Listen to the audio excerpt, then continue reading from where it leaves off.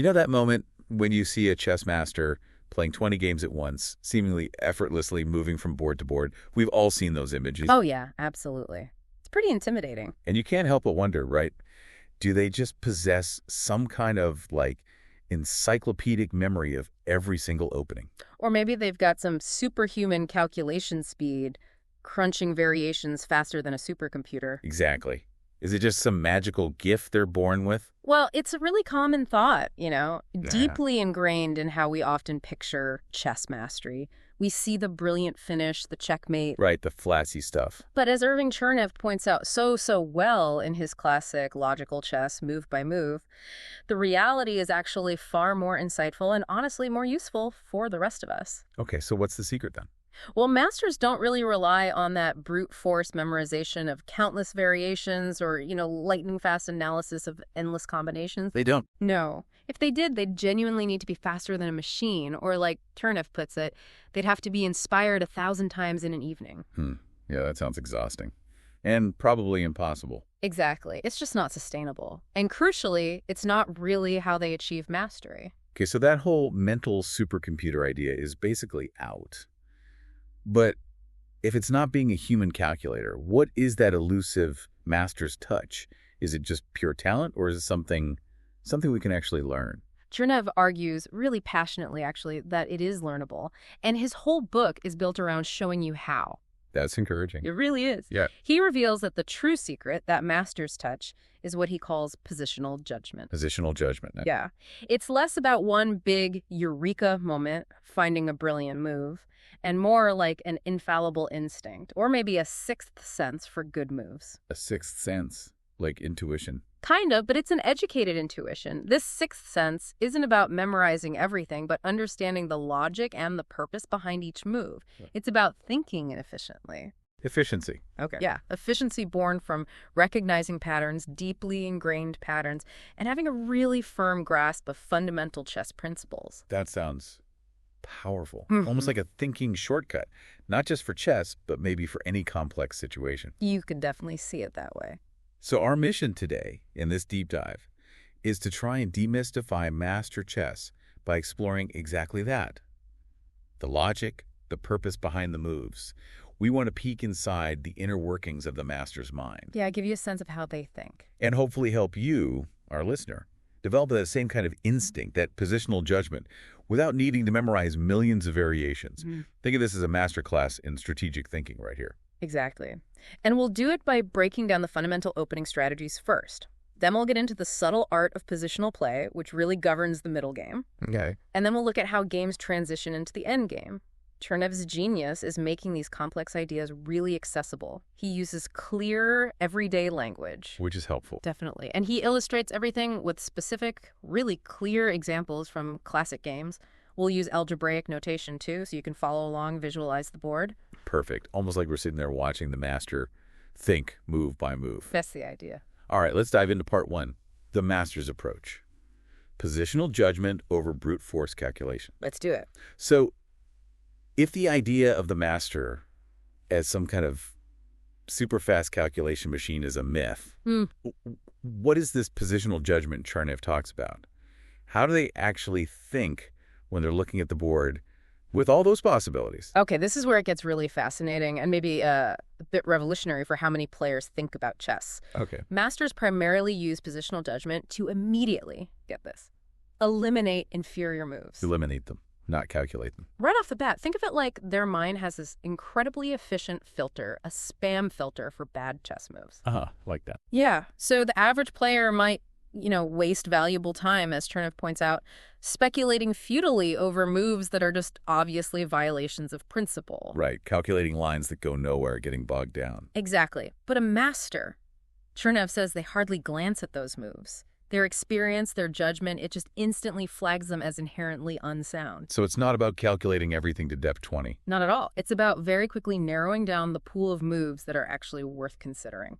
That efficiency of thought, that's a real hallmark of mastery. Can you give us an example? How does that filtering process actually work in practice? It sounds like a really fast, almost subconscious checklist. Absolutely. Chernev gives us a brilliant illustration. He puts us right inside Black's mind when they're deciding on their second move. Say, White opens 1, e4, Black replies 1 point e5, now White plays 2, and f3, attacking the e-pawn. Okay, standard stuff. Black needs to defend the pawn. Right.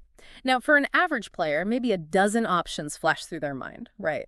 Maybe 2 point f6, or 2 qf6, or 2 vp7. Maybe 2 point bd6, 2 pd6, and of course, 2 point nc6. Yeah, feels like there are lots of ways. And that often leads to analysis paralysis, trying to figure out every single line. But for a master, using this positional judgment filter, Chernev shows how most of those are dismissed instantly, without deep calculation. Okay, so it's not like they calculate, if I play 2 point f6, then White plays this, then I play that. Not initially, no. It's more like a rapid-fire mental checklist based on those core principles we talked about. What's the checklist looking for? It's asking things like, does this move block in one of my own pieces? Does it waste time, a tempo? Does it put my queen out too early where it can be kicked around? Am I moving a pawn when I should be developing a piece? Does it cramp my own position later? Got it. Principle-based filtering. Exactly. So consider 2 point f6. Does it pass the test? Probably not. It blocks the knight from f6, blocks the queen's diagonal. And moves a pawn instead of a piece. Triple fail. Instantly rejected. No calculation needed. Okay. What about bringing the queen out early, like 2 qf6 or 2 qe7? Double no, generally. Yeah. The queen is your strongest piece. You don't want her doing a minor piece's job defending a pawn right away. Plus, 2 qf6 blocks the f-pawn, 2 qe7 blocks the f8 bishop, and they both put the queen out where she can be harassed by minor pieces later, losing time. So the master isn't calculating specific attacking lines against the queen yet, just recognizing its inefficient positioning. Precisely. It's the inherent inefficiency of the move, the violation of opening principles. Okay, that clarifies things. What about developing a bishop, like 2 bd6, or maybe another pawn, 2d6? Good questions. For 2 bd6, the thought process might be, okay, I've developed a piece that's good, but wait, it obstructs my d-pawn, so my c8 bishop might get stuck. It's developed, but maybe awkwardly, less flexible. Yeah. And g6. Well, that opens a line for the c8 bishop, which is nice, but hang on.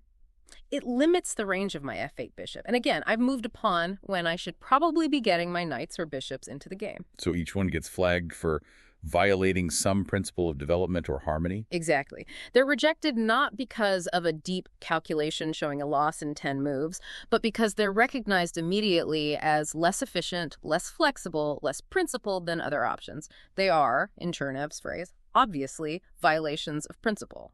So after this rapid-fire filtering, weeding out the inefficient moves, what's left? What move passes the test and triggers that eureka moment? The eureka moment arrives almost inevitably with 2 point nc6. Knight to c6. Yes. The master thinks, aha, this must be best. Why? Because I have developed a piece, a knight, to its most suitable square, controlling central squares like d4 and e5, and I've protected the e-pawn at the same time. Elegant. Perfectly aligned with all those core principles. Develop pieces quickly, control the center, don't make unnecessary pawn moves. It just ticks all the boxes. And this shows how masters use those ingrained principles to narrow choices instantly. Not wasting brain power on the bad stuff. Exactly. As Chernev puts it, without tedious analysis, Black finds the best move just by following the advice, sortez les pièces, get your pieces out. It's the clarity of purpose guiding the choice. That is a really profound idea, and it leads right into something else you mentioned Chernev says, which kind of blew my mind. The master does not search for combinations. He creates the conditions that make it possible for them to appear. Yes. This is one of the absolute core insights in the book, I think. Can you unpack that a bit? Yeah. Because most people, myself included, probably imagine combinations as these bolts from the blue, these flashes of genius that masters just find. Right, like they're just hunting through the possibilities until they stumble upon a brilliant sacrifice. But Chernev flips that entirely. If we connect this to the bigger picture, it shifts the whole focus away from just flashy tactics towards solid logical development and building up your position. So it's about construction. Precisely.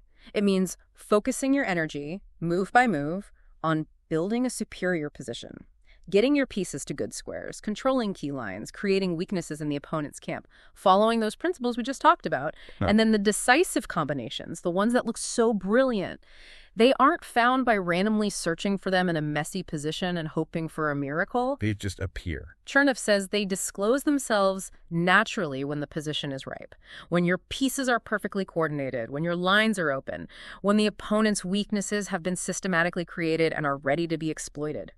So the combination isn't something you force through sheer tactical willpower, but something you prepare the ground for through meticulous logical play, like building a perfect trap piece by piece. That's a great analogy. Building a trap brick by brick. Or think of it like a perfectly executed play in basketball or football. Okay. The brilliant slam dunk or the amazing touchdown pass isn't usually a random event, is it?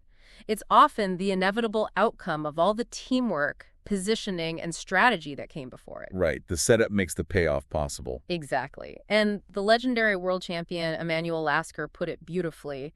He said something like, "In the beginning of the game, ignore the search for combinations, abstain from violent moves, aim for small advantages, accumulate them, and only after having attained these ends, search for the combination, and then with all the power of will and intellect, because then the combination must exist, however deeply hidden." Wow.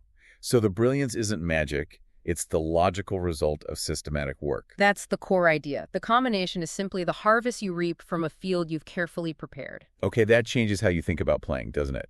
Focus on the foundations. Absolutely. So let's talk about those foundations. If the master's game is built on sound positional judgment, on systematically creating those conditions for success, what are these fundamental principles, the ones that help us build a strong, sound position right from move one? What are those core directives Chernev keeps coming back to? Yeah, Chernev really emphasizes several core ideas again and again throughout logical chess. Think of them like compass points in the opening. They guide you, make sure you're setting yourself up correctly, building that strong foundation we just talked about. Okay, compass points. I like that. What's north? What's the first principle? The first, and maybe the most crucial, is rapid development. Getting your pieces out. Exactly. You absolutely must prioritize getting your pieces off the back rank and into active play swiftly. The goal is to involve all your pieces because, as the old saying goes, each piece has a job to do. A piece sitting at home isn't doing anything. It's a dead piece, not contributing. And masters have always known this. Philidor, way back, said, "The game cannot better be opened than by advancing the e-pawn 2 squares." Why? Releases the queen and a bishop. Right. And Capablanca called 1.e5 probably the best reply. For the same reason, it frees up 2 pieces immediately. The key is understanding that just the act of leaving the back rank is a developing move. It's about activating your army, bringing your forces into the fight. Get everyone involved, ASAP. Okay, makes sense. And where are we trying to get these pieces once they're developed? Just anywhere? Good question. That leads directly to the second compass point. Center control. Controlling the middle of the board. D4, E4, D5, E5. Those squares, yes. Occupying them, or at least controlling them with your pieces, is absolutely paramount. Why? They control more squares from the center. Exactly. Pieces in the center have maximum freedom of action, the widest scope for their attacking powers. Think of a knight on f3 versus a knight on h3. Big difference in influence. Huge difference. And controlling the center also limits your opponent's space. It's like commanding the high ground in a battle. It lets your forces maneuver efficiently and project power everywhere. So it's about mobility and influence for your own pieces and restriction for the opponents. Precisely. Staunton, back in the 19th century, noted that central pawns on the 4th rank are important but also tricky to maintain. Advancing them can sometimes weaken your position, so it's about finding that balance controlling the center effectively, whether with pawns or pieces. Okay, develop quickly, control the center. What's next? Chernev has specific advice about the order of development, right? He does. The third principle is generally to develop your knights before your bishops. Knights before bishops. Why is that? It seems a bit arbitrary maybe, but there's solid logic. The knight's best squares in the opening, like f3 and c3 for white, f6 and c6 for black, are often more certain early on. They immediately influence the center and often play a key defensive role, especially on f3 and f6. Right, the knight on f3 defending the king later. Exactly. Bishops, on the other hand, are a bit more dependent on the pawn structure. Where's the best diagonal for them? Should they pin a knight? That's often less clear in the first few moves. There's a great little anecdote about Napier and Steinitz. Napier asked Steinitz why knights before bishops, and Steinitz apparently said, one good reason is that you know where the knight belongs before you know that much of your bishop. Certainty is a far better friend than doubt. Huh. Certainty is better than doubt. Makes sense. Make definite, useful moves early on. That's the idea. All right, develop fast, control the center, knights before bishops. What about pawns? Beginners often move too many pawns early. What's the guideline there? That's the fourth key principle. Pawn play in the opening needs to be very disciplined. Disciplined? How so? The rule is basically limit your pawn moves only to those that directly support central control or help your pieces get developed.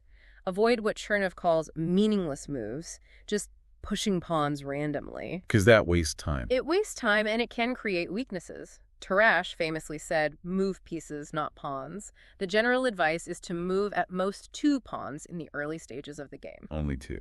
Like e-pawn and d-pawn, maybe. Often, yes, because every pawn move is a commitment. It changes your structure permanently. Pawns are slow, and if they get overextended, they become targets. And the squares they leave behind can become weak points, holes for the opponent. So pawn moves must be purposeful. Purposeful pawn play. Got it. So those are the big 4. Develop center, knights first, few pawn moves. Anything else for building that strong opening foundation? Yes, a few other crucial guidelines for consistency and flexibility. These sort of tie everything together. Okay. Chernev advises, do not move the same piece twice in the opening. Unless, of course, you're gaining something definite like a tempo, forcing a good trade, or grabbing a clear advantage. But generally, 1 move per piece to get developed, maximize efficiency. Makes sense. Keep the development flowing. And develop with a threat if you can. This puts immediate pressure on your opponent, makes them react, maybe disrupts their own plan. Active. Right. What about the queen? Develop the queen, but close to home. You don't want her getting harassed by enemy pawns and minor pieces early on. A premature queen adventure often just loses time. Yeah, we've all seen that happen. Queen gets chased all over the board. Exactly. Also, critically, do not chase after pawns at the expense of development. Grabbing a pawn early but falling way behind and getting your pieces out is usually a bad trade-off. Development is gold in the opening. Development over material early on. Generally, yes, and maybe most importantly for the long term. Secure the safety of the king by early castling, preferably on the king's side. Get the king safe.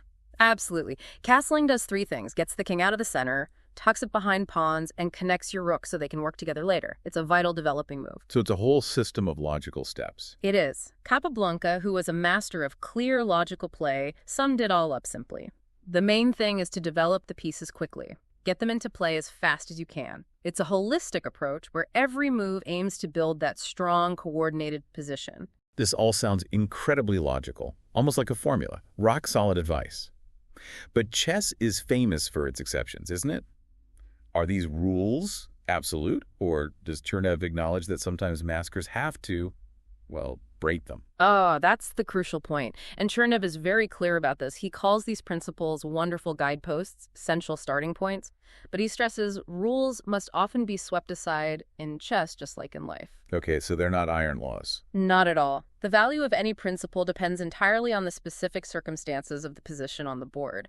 A move is good or bad because of its effect right then and there, not because it follows or breaks a general rule in a vacuum. So a master understands why the rule exists. Precisely. And because they understand the why, they know when it's okay or even necessary to break it for a greater strategic or tactical reason.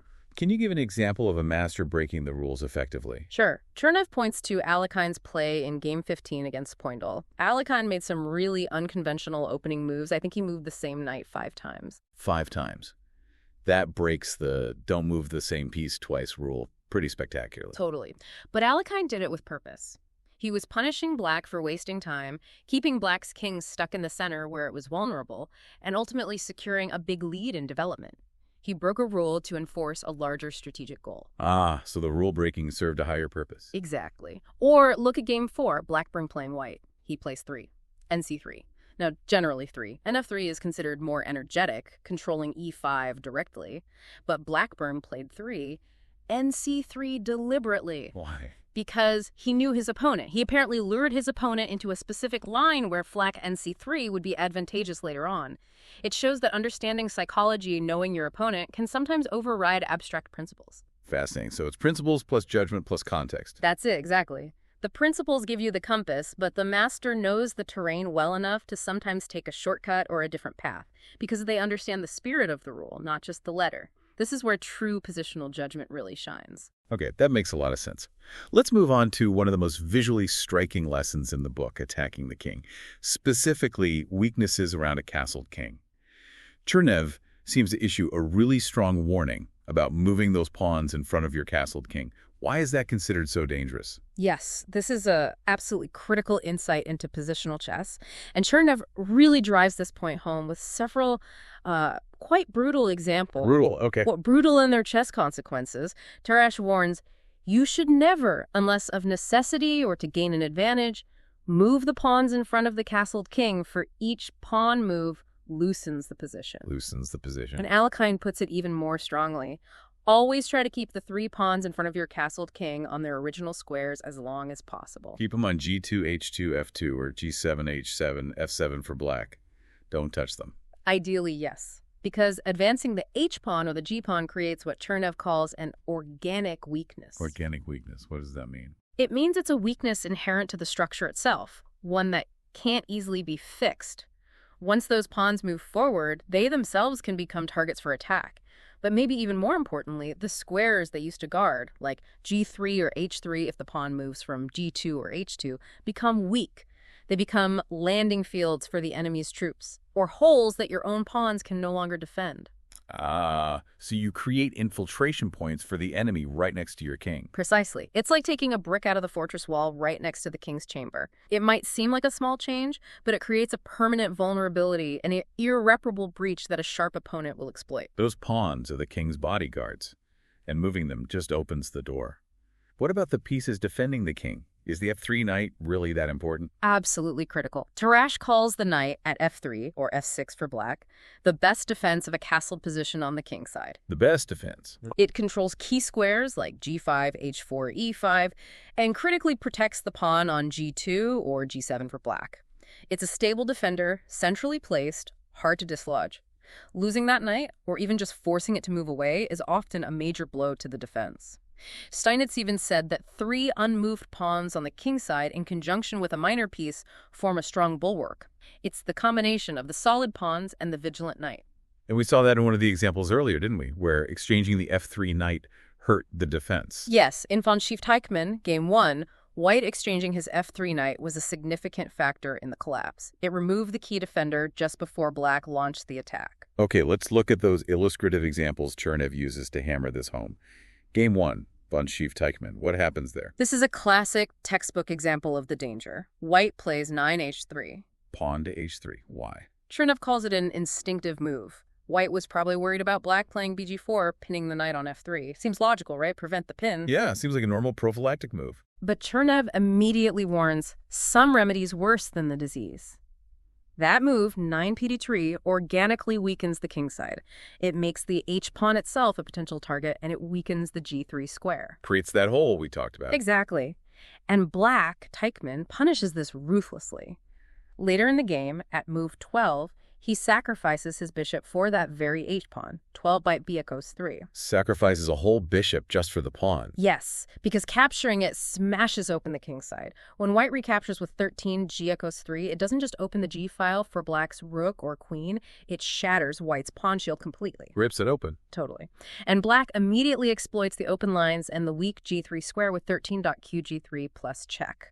It's a direct invasion. The sequence flows directly from that seemingly small, safe pawn move 9 down h3. Wow. Cause and effect right there. Yeah. And didn't White also trade off that key f3 knight earlier? Yes. Crucially, White had already played 11 Nguy 5, exchanging knights. So not only did White create a weakness with h3, but they also removed their best defender just before the storm hit. A fatal combination of errors. A brutal demonstration indeed.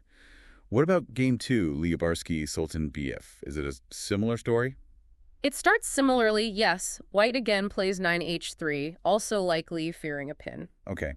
Same seemingly logical mistake. But here, Black's response is fascinating and teaches another key lesson. Black plays 9.h6. Wait, black plays the same type of pawn move. Isn't that also weakening? But context is everything. Chernev explains why black's move is good here, while white's was bad. The difference, black's king is not castled kingside, it's still in the center or might castle queenside. Okay, so .h6 isn't weakening black's own king safety. Exactly. Instead, for black, .h6 is a gesture of attack. It's preparing to push the g-pawn next with .g5 and then .g4, aiming to rip open the g-file against white's castled king. So the purpose is completely different. White's h3 was passive defense that created a weakness. Black's h6 is active aggression, preparing an attack. Precisely. It becomes a pathway for black's pieces to line up on the g-file. It perfectly contrasts white's move. The takeaway. The value of a move depends entirely on the position, the plan, and whether it creates weaknesses or dynamic potential. Context, context, context. Got it. So, okay, sometimes the opponent weakens their own kingside with moves like h3. But what if they don't? How do masters force these kinds of weaknesses if the opponent plays solidly? That's where the real attacking artistry comes in. Look at Call Delvaux, Game 3. Call, playing white, is famous for his kingside attacking system. The call system. Right, and in this game, he doesn't just wait for black to play .h6 or g6. He actively forces black to make these moves through strategic pressure and piece placement. He induces .h6, then later cleverly maneuvers to make .e6 almost unavoidable for black. He makes them create their own weaknesses. Exactly. And once those pawns are disarranged, once that protective shield is broken, Call launches a decisive attack, often involving a knight sacrifice on e6 or f7, demolishing the weakened position. So he creates the conditions first. Precisely. Chernev sums it up. The secret of conducting a successful kingside attack is to create a breach in the cordon of pawns surrounding the enemy king, to induce or force one of the pawns to move. The change in the lineup of pawns fixes the defense with a permanent weakness. A permanent weakness. That sounds ominous. So, as the defender, if your pawns get forced forward like that, what's the best way to react? Just sit tight. Chernev suggests the opposite. The best defense is often counterplay, usually in the center. Try to open lines elsewhere, create threats of your own, keep the position fluid. Don't just passively defend the kingside. Fight back in another sector to divert the attacker's attention and resources. Counterattack is the best defense. Okay, what about situations where a pawn move isn't directly forced, but maybe it's made to stop a threat, and that creates the weakness? Yes, the induced weakness. Spielman walk, Game 7, is a perfect example. Black plays 9.g6. Pawn to g6. Why? It seems logical. Black probably wanted to prevent white's knight from potentially landing on the f5 square, which would be a very strong outpost near black's king. Okay, stopping the knight outpost. Seems reasonable. It does. But Chernev calls this an induced but not forced pawn move. And the consequence, it's severe. Playing d6 deprives black's own f6 knight of its natural pawn support on g7. But worse, it creates permanent weaknesses, holes on the f6 and h6 squares. Those squares can no longer be defended by black pawns. And Spielman took advantage. Absolutely. Spielman, a great attacker, systematically invades. He plants his pieces firmly on those weak light squares, f6 and h6, and delivers mate. Chernev makes a crucial point here. No move is weak unless proper advantage is taken of its flaws. The move itself isn't fatal unless the opponent exploits it correctly. Right, and Spielman could only exploit it because he'd already achieved the requisite positional superiority before launching the final combination. The combination was possible because the conditions the weak squares created by d6 were there, again, creating the conditions first. It all connects back. Okay, one more example you mentioned. Mechanical chess leading to disaster. That would be Taras Eckhart, Game 10. This is a really stark warning against playing passively, without a plan, just sort of reacting. Mechanical chess. Just going through the motions. Pretty much. In this game, black is gradually pressured and feels compelled to play first part of 5 and then later g6, completely disrupting his kingside pawn structure. Creating multiple weaknesses. Exactly. And once those pawns are moved, Taras uncorks a bishop sacrifice that just removes all the remaining pawn cover, leading to a quick collapse. The key mistake, Chernev implies, was that black missed an earlier chance to fight back, maybe with a move like .f6, to challenge white's pawn structure and create counterplay. Instead of fighting back, they reacted passively. Yes, they reacted mechanically, defensively, got squeezed, created weaknesses, and then the position just fell apart. It's a powerful argument for always playing actively, purposefully, trying to implement your own ideas, not just responding to your opponent's threats. Wow. Okay, so king safety is huge. And those pawn weaknesses are critical. Let's broaden the focus a bit. Beyond attacking the king directly, what are the other key ways masters dominate the board, accumulate those small advantages we talked about, especially in the middle game? Absolutely central theme, maybe the central theme of middle game strategy in Chernev, is controlling open files, especially with your rooks. Open files, files with no pawns on them. Exactly. They act like highways for your rooks, allowing them to penetrate deep into the enemy position, attack pawns, support your own pieces, and sometimes even deliver checkmate on the back rank. So rooks, which often seem quiet in the opening, become powerhouses later. Immense powerhouses. Once lines open up, their long-range power comes into its own. How do masters handle their rooks throughout the game? Is there a typical progression? There is. In the early game, even before files are fully open, the advice is to shift your rooks towards the center files, the D file and E file usually, because those are the ones likely to be opened first. Chernev urges, almost with impatience, get the rooks out of the corners. Be proactive. Get them ready for action. Right. Then, in the middle game, the goal is crystal clear. Seize the open files and command them with your rooks. This often involves careful pawn breaks or exchanges designed specifically to open a file for your waiting rook. And if you get control of an open file, double your rooks on it. Chernev stresses that the doubling of rooks on an open file more than doubles their strength on that file. It creates overwhelming pressure. Look at games like Pillsbury-Mason, Game 17, or Rubinstein-Solway, Game 20, for perfect examples of double rooks dominating. double the power. Okay. And in the end game, do rooks become even more important? Their power often becomes absolutely decisive in the endgame. The key advice Chernev repeats is, post your rooks on the 7th rank. The 7th rank? Why there? Because from the 7th rank, a rook attacks all the opponent's pawns that are still on their starting squares on the 2nd rank. It also cuts off the enemy king and can create powerful mating threats along the rank. Doubled rooks on the 7th are described as almost irresistible in mating attacks. Game 23, Van Vliet-Zanosko-Borowski, shows this devastating power. Command the highways, double up, invade the 7th rank. Got it. Now, you mentioned holes earlier, too, those weak squares created by pawn moves. How significant are they in the grand scheme of board domination? Seems subtle. They are subtle but incredibly significant. Yeah. These holes, or weak squares, are squares in the opponent's territory that cannot be defended by their own pawns. Okay. And the critical thing is, if you can occupy one of these holes with one of your pieces, usually a knight, that piece becomes a permanent outpost. It cannot be driven away by pawns. It's like planting a flag deep in enemy territory that they just can't remove. A permanent thorn in their side? Exactly. From that outpost, your piece exerts lasting pressure. It might restrict the enemy king, tie down other pieces to its defense, support an attack, or prevent the opponent from carrying out their own plans. It's pure positional leverage. Can you give an example of a hole being exploited? Chernev gives a fantastic example in Game 33, Rubinstein versus Marazzi. The d5 square in black's position becomes a chronic weakness, a hole. Rubinstein masterfully uses it as a landing field for practically all his pieces throughout the game. First, a knight goes there, then a bishop, then a rook, even the queen uses it. It becomes the central pivot point that completely paralyzes black's defense. Wow. One square dominating the game. It can happen. These outposts provide stable platforms that can lead to a gradual positional strangulation. It really reinforces that idea we discussed earlier. The master's game isn't always about flashy attacks. There's this steadier, more relentless quality to it, accumulating advantages. Precisely. And Chernev explicitly states this.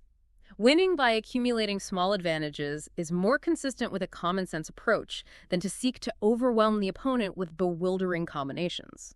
It aligns perfectly with what Lasker said, right?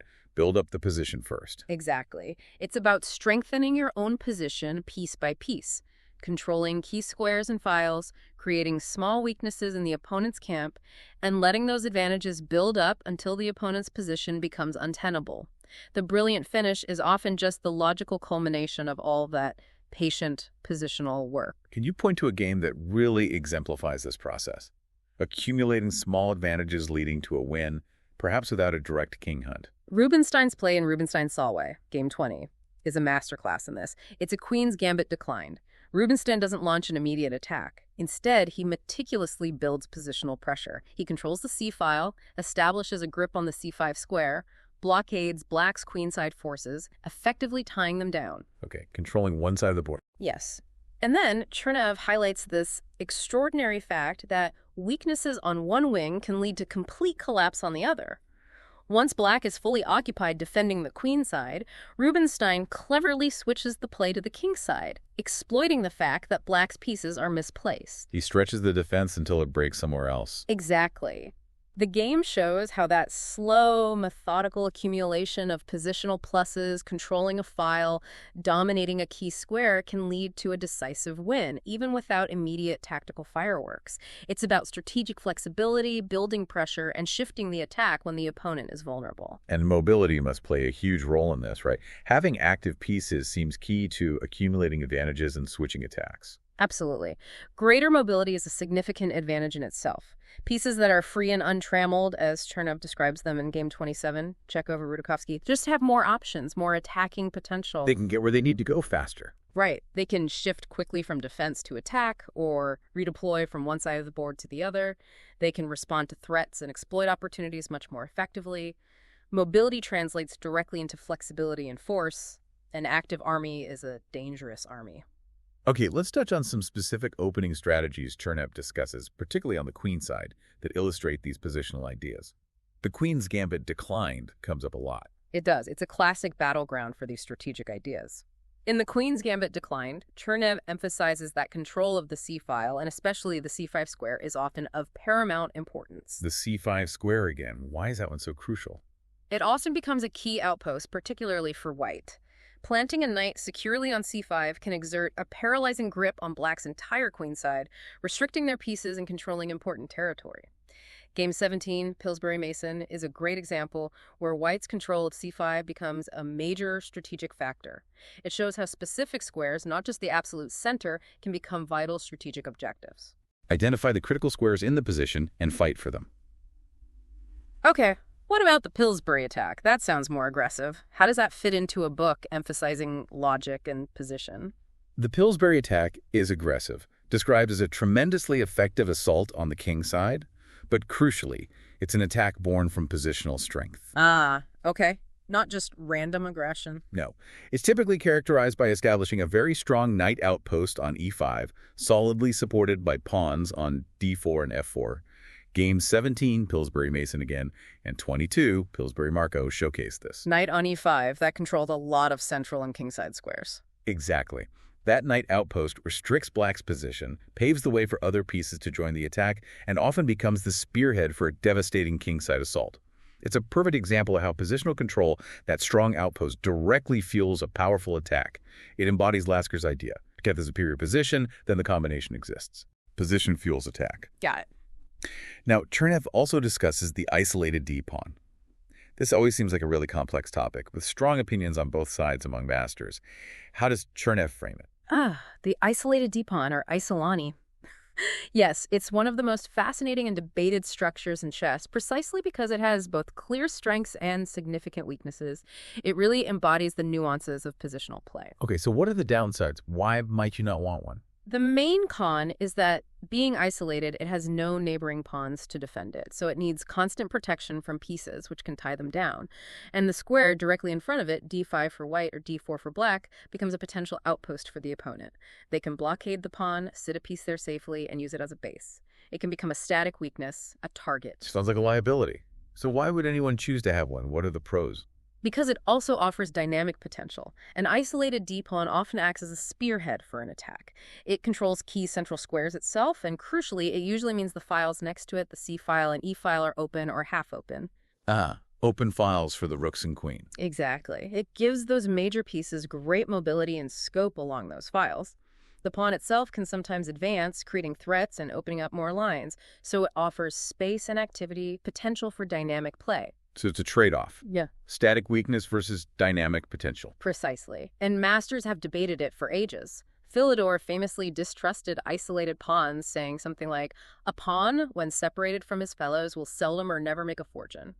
But Tarrasch, a great proponent of active piece play, famously retorted, "He who fears possession of an isolated d-pawn should give up chess." Strong words. It shows the tension.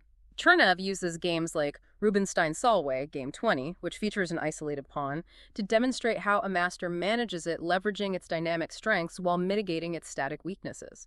It's a perfect example of how a positional feature isn't just good or bad. Its value depends entirely on how skillfully it's handled within the context of the whole position. It really highlights the depth and nuance of positional understanding.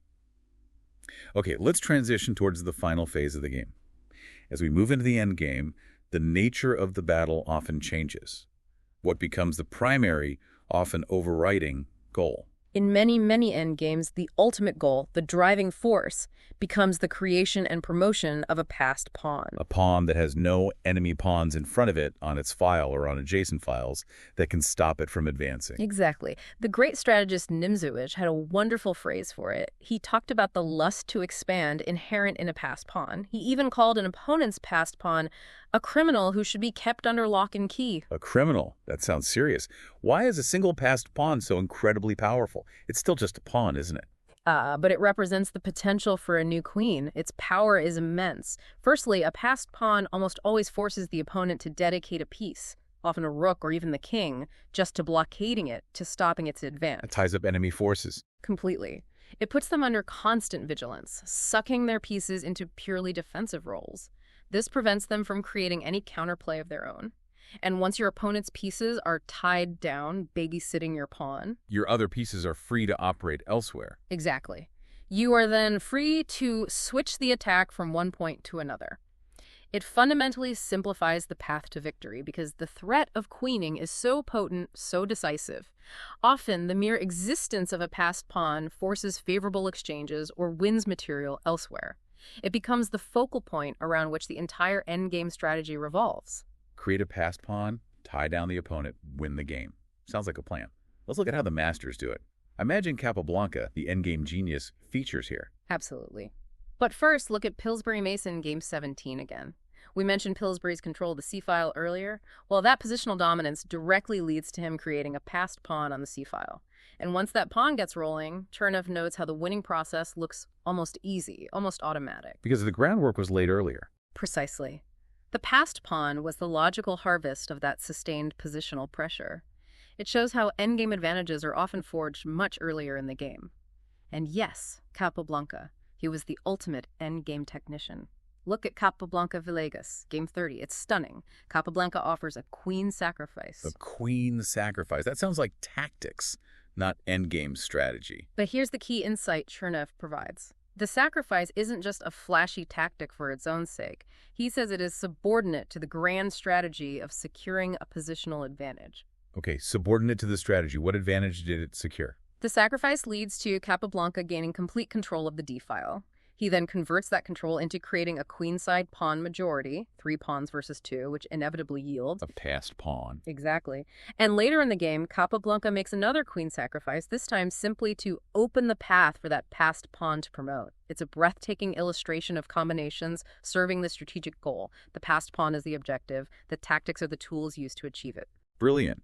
Tactics in service of strategy. What about Havasi Capablanca, Game 31? Another Capa example. Yes. Here, Capablanca, as black, creates a passed pawn and then uses it masterfully to win. This game also provides a beautiful illustration of zugzwang. Zugzwang, where any move you make worsens your position. Exactly. The pressure exerted by black's passed pawn, combined with Capablanca's precise piece placement, ties white down so completely that eventually white reaches the point where they have no useful moves left.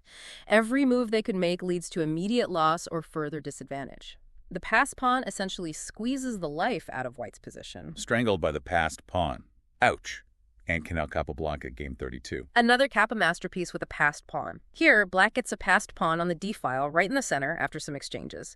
This central passed pawn becomes a real powerhouse. How so? It severely restricts white's knights, denying them key central squares and forcing them onto passive defense, and eventually it just marches forward and promotes. It shows how a central passer can dominate the board, acting like a wedge splitting the opponent's position. Central control pays off, even in the endgame. Lastly, Rubinstein-Marazzi, Game 33. We talked about the d5 hole. Does that lead to a passed pawn too? Game 33 is what Chernev calls a splendid all-around performance. It does feature a kingside attack in the ending, but the key positional element throughout was Rubinstein's domination of that d5 square, using it as an outpost for multiple pieces. Right, the landing field. That sustained positional pressure, anchored by the d5 outpost, helps Rubinstein eventually create the decisive pass pawn that secures the victory. It's a wonderful synthesis of all the positional themes, weak squares, piece activity, central control converging to create the winning endgame condition, the passed pawn. It all ties together beautifully. Now, something fascinating happens in the endgame. The king, which we were so careful to hide behind pawns in the opening and middle game, suddenly becomes a major fighting piece. How does its role change so drastically? It's one of the most important strategic shifts in chess. As pieces get exchanged and the board clears, the danger of a direct mating attack on the king diminishes significantly. Less firepower aimed at the king. Exactly. And as the danger recedes, the king's own power increases. In the endgame, the king transforms from a vulnerable target into a strong piece in its own right. Its primary role shifts from passive safety to active participation. So it comes out of hiding. Yes. The wise king heads for the center of the board where it can influence the action everywhere.